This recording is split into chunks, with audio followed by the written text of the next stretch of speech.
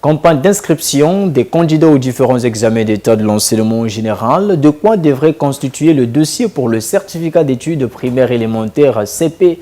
Le chef des services des examens et concours du département de Pointe-Noire lève le voile au micro de cantatrice Sédian et Alain Mabiala. Nous le suivons.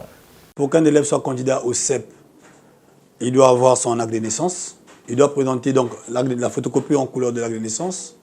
Il doit présenter les cartes photos, donc 4 cartes photos. Il doit prévoir une somme de 2000 francs CFA.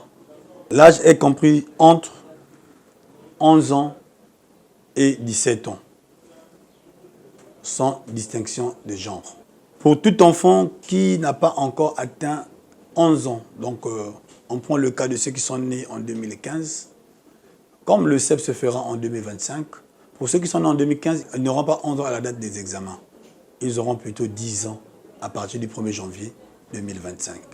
Pour ce genre de situation, la note circulaire, la 081, qui fixe les conditions pour un candidat puisse solliciter la dérogation.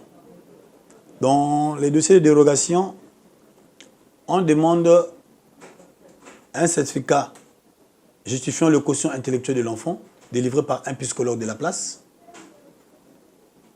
une photocopie de l'acte de naissance, les bulletins de la classe du CP1, CP2, C1, CE2, SAM1, prouvant le cursus de l'enfant, puis une somme de 20 000 francs CFA pour ce type de dérogation qui est non remboursable. Pour les enfants qui ont dépassé l'âge de 17 ans, qui veulent se présenter au CP, ceux-là, ils doivent se rapprocher de la coordination départementale de l'alphabétisation et de l'éducation non formelle qui se situe à l'école primaire de la Révolution, donc non loin du rond-point Lumumba. Ils doivent apporter les mêmes pièces qu'on demande pour les candidats officiels et le montant est fixé à 3 000 francs CFA. Après, les textes.